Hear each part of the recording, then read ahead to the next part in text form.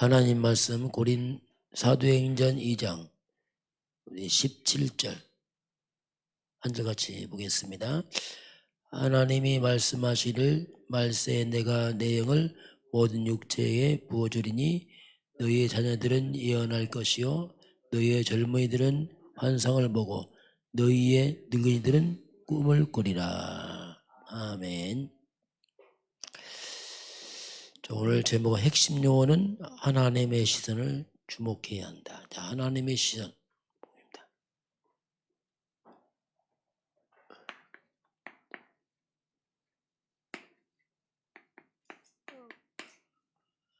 하나님의 시선에 주목해라. 하나님 어디를 주목하고 있는가? 그걸 보겠습니다. 자, 이번 주 우리 아람 시대의 준비 엘리야가 나왔습니다.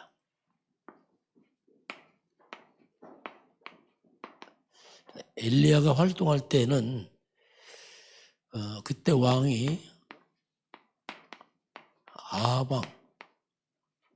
아방 때 이제 엘리야가 이제 활동합니다. 아방은 이스라엘 역사에 가장 악질적인 왕입니다. 이제 북쪽 이스라엘 왕인데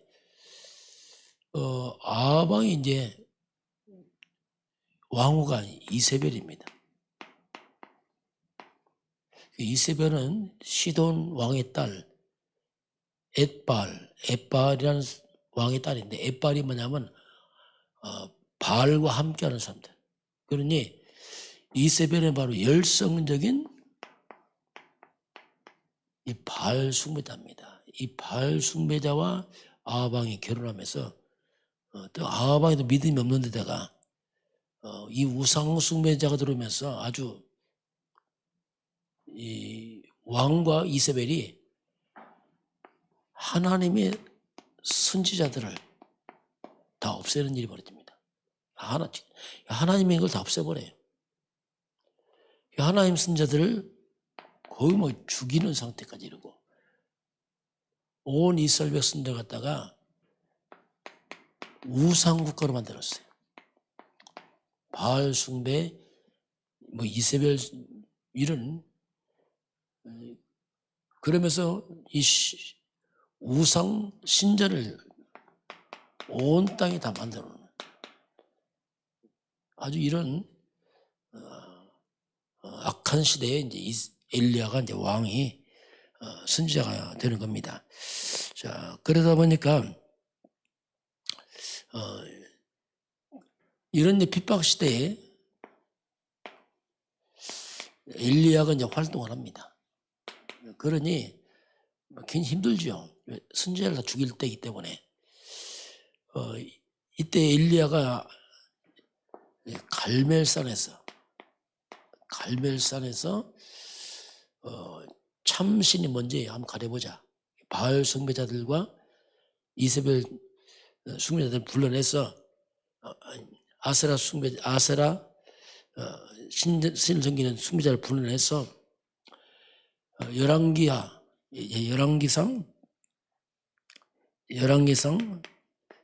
18장 16절 40절에 보면은 이 우상 숭배자 850명 850대 1로 이제 아방하고가 내기를 합니다. 뭐가 참 신이냐, 백성들한테 뭐가 참 신인지 한번 가려보자. 850대 1로 이 우상 숭배자들과 여기서 이제 영적 싸움을 하는 거죠. 먼저 이 우상 숭배자들 앞에서 너희가 먼저 기도해라. 그래서 이제 송아지 2마리 갖다 놓고 각을 떠놓고서 불로써 응답하는 신이 참 신이다. 바알이 참 신인지 여호와가 참 신인지 한번 가려보자. 이렇게 해서 여기서 이제 내기를 합니다. 그래서 이제 오전부터 낮까지 계속 기도하지만 이 우상숭배의 귀신들이 역사 못하죠.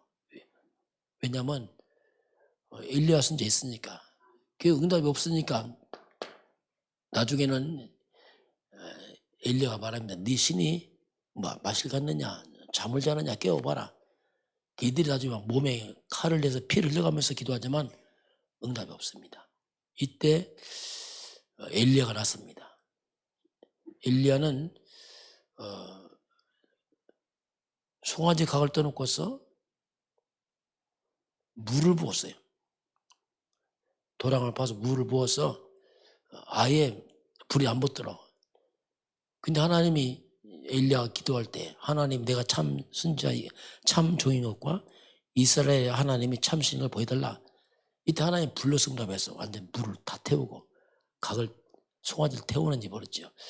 이때 이제 850명을 완전히 다 죽입니다. 이 거짓 선지자다. 그래서 우상을 막 제거하는 이 엄청난 사건을 엘리야가 하게 됩니다. 이게 이제 갈멜산 운동의 사건이죠. 그러면서 이제 3년 6개월 동안 비가 안 왔습니다. 왜냐하면 이 우상 숭배를 하나님이 진노해서 비가 안 내렸어요.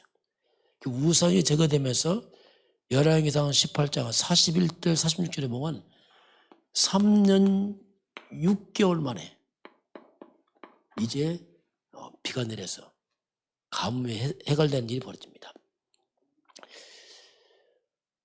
그러면서 엘리야는 열왕기하 왕하 2장 11절에 마지막 죽음을 보지 않고 승천한 일이 벌어졌죠. 이제 이게 엘리야의 그 삶이 쭉 이렇게 나타나고 있습니다. 자, 이렇게 850대 1로 하나님의 살아계심을 증거했으면 하나님 믿어야 될 거 아니에요. 근데 안 믿는 거예요. 거꾸로. 아합왕이 이세벨한테 얘기하고 이세벨이 엘리야 죽이겠다. 왜냐하면 자기가 키웠던 선지자를 다 죽이니까 이세벨이 죽이겠다고 나선 거죠. 그래서 이때부터 이제 엘리야가 굉장히 큰 다시 고난 속에 들어갑니다. 도망가죠. 쉽게 말하면 죽이려고 하니까. 이때 엘리야가 낙심해서 누워있을 때 천사를 보내서 하나님이 떡과 물을 주어서 힘을 얻고 호렙산으로 40주를 달려가서 하나님의 음성을 듣게 됩니다. 열왕기상 19장 열왕기상 19장 1절부터 18절까지 보게 되면 호렙산에서 하나님의 음성이 들립니다. 이때 하나님께서 엘리야에게 주신 사명이 뭐냐면 내가 왕을 새롭게 세우겠다. 아합을 하나님이 제거하고 새로운 왕을 세우는, 왕을 세운다는 말이 뭡니까? 다시 말하면 하나님이 국가를 새롭게 회복시키는 거죠. 그리고 엘리야를 대신해서 엘리사를 후계자로 세워라. 하나님 이렇게 말씀하죠. 엘리사를 딱 세우게 되고, 그리고 하나님이 엘리야가 낙심했죠. 나만 남아나이다. 아니다. 무려 7,000명이 바알에게 물고 자는 7,000명 남겨두었다. 이를 찾아라. 알고 보니까 엘리야가 낙심했을 때 하나님 가장 중요한 사명이 남아있는 것을 말씀합니다. 이것은 이제 엘리야가 사명을 감당하죠. 7,000명 하나님이 숨은 제자가 있다는 것을 말씀하고, 핍박 시대로 숨었을 뿐이지 남아있다 이렇게 하나님이 이제 말씀합니다. 우리도 때로 이렇게 낙심할 때 있거든요. 그러나 알고 보면 이게 아니고 하나님이 이제 지금이 진짜 시작이다 이렇게 말씀할 때 있어요. 이제 시작이다. 이제 시작. 이게 이제 엘리야의 그 모습이고요. 자, 오늘 하나님의 시선을 주목해라. 그럼 하나님은 어디에 주목되어 있는가? 하나님의 시선은 어디에 있을까? 물론 뭐 하나님이 천지만물 다 보고 계시지만, 자, 그러면 인간이 창세기 3장에서 타락합니다. 인간이 한마디로 멸망에 빠지죠. 이런 인간에게 아무 소망이 없어요. 왜? 하나님 떠나서 멸망에 빠졌기 때문에 하나님의 시선은 바로 창세기 3장 15절 창세기 3장 문제 해결자 여자의 후손, 아담 후손은 다 멸망했어요. 하나님의 시선 오직 여자의 후손, 여기에 초점이 있어요. 여자의 후손 곧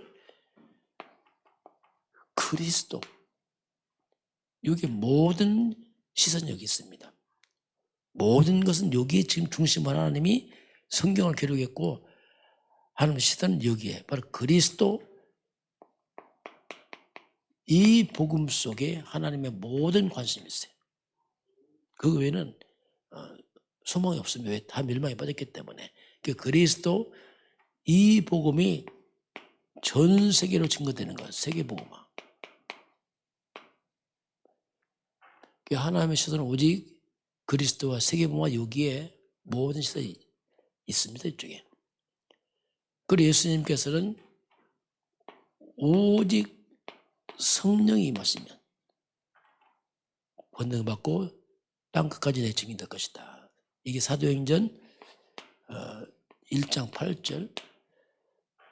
이게 하나님의 시선 여기 있습니다. 모든 시선이. 이를 위해서 초대교회가 사도행전 1장 14절에 오로지 기도에 힘쓰니라. 하나님의 관심은 이쪽에 있습니다. 세계복음할 수 있는 여기에 또 기도하는 이곳에. 그래서 기도의 절대 망대를 세우라 이거죠. 이를 위해서. 하늘과 땅의 모든 권세를 가졌다. 예수님께서 하늘 권세, 땅의 권세, 모든 권세를 내게 주셨다. 너희가 내 이름으로 귀신을 쫓아내라. 여기에 하나님의 모든 관심이 있어요. 이렇게 되면 여기에 이제 하나님의 나라가 여전히 임하죠. 그 다음에 무너지면서. 이게 이제 세계복음화의 중요한 방법입니다. 그러면서 이제 우리는 하나님은 기도의 망대를 세우고 업의 절대 망대를 세워라. 우리 하는 일. 왜 그 하는 일을 통해서 하나님은 세계복음화 해야 되니까. 그래서 이 업이 복음화가 돼야 돼요. 세계복음화 해야 되니까. 그러면서 업이 전문화가 돼야 돼요. 그러면 그 업이 세계화와 연결됩니다. 이게 하는 일들이 복음화되고 전문화되면 세계화로 연결되게 됐어요. 다윗이 돌 던지는데 먼저 복음화되니까 그 돌 던지기 전문화되니까 그것이 세계화로 다 가죠. 이렇게 연결되게 되어 있습니다. 그리고 교회에 절대망대를 세우라. 기도의 절대망대를 세우고 업의 절대망대를 세우고 교회에 절대망대를 세우라. 그게 세 가지 뜰입니다. 이방인의 뜰, 기도의 뜰, 아이들의 뜰. 이게 교회의 절대망대죠. 이방인의 뜰이라는 것은 바로 이게 237입니다. 이게 세계복음화죠. 기도의 뜰이 뭐냐? 이게 치유의 뜰. 아이들을 서밋으로 만드는 거죠. 이게 이제 교회의 절대망대. 237 치유 서밋. 그러면서 이제 하나님의 시선은 예수님께서 마지막 하신 말씀이 그게 이제 부활 메시지입니다. 여기에 하나님의 시선이 집중되어 있어요. 주님이 마지막 하신 말씀. 이건 그게 이제 마태복음 28장 18절 20절. 하늘과 땅의 모든 권세를 내게 주셨으니 그러면 너희는 가서 모든 족속으로 제자를 삼아라. 주님의 시선은 바로 모든 족속으로 제자를 삼아라. 그리스도 하는 제자를 만들어내라. 그냥 교회에 나가는 사람 말고 그리스도 하는 제자 세워라. 그래야 전도될 거 아닙니까? 그리고 마가복음 16장 15절 20절 보면 너희는 온 천하에 다니며 만민에게 복음을 전파하라 하면서 너희가 내 이름으로 귀신을 쫓아내고 새의 박을 말하고 뱀을 집어올리고 병든 자를 손 얹어 낫게 하라. 이 말이 뭐냐면 치유입니다. 치유. 온 땅은 다 병들었다. 영적인 면, 정신병, 많은 병들, 이 병든 자를 치유해라. 병든 세상이다. 온 땅.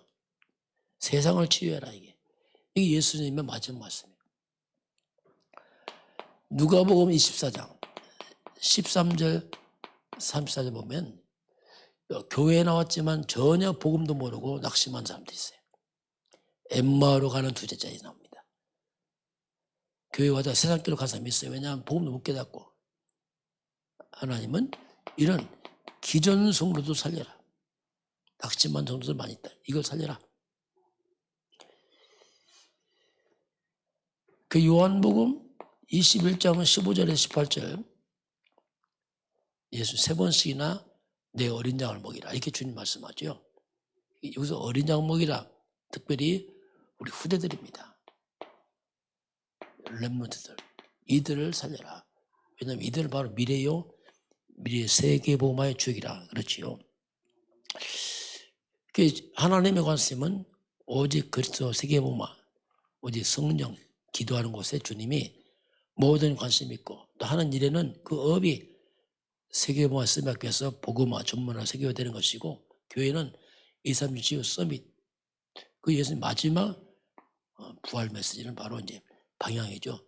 제자 세우고 세상을 치유하고 기존정도 세우고 뿌리 세워라.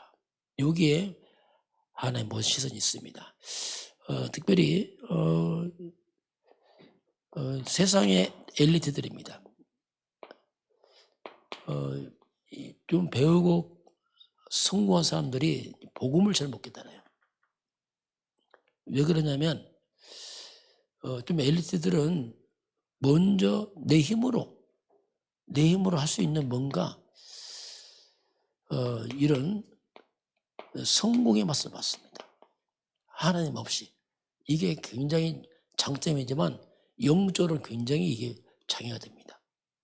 왜냐하면 뭐 하나님 없이 그리스도 없이 내가 성공할 수 있다. 이것 때문에 복음이 안 들어가요.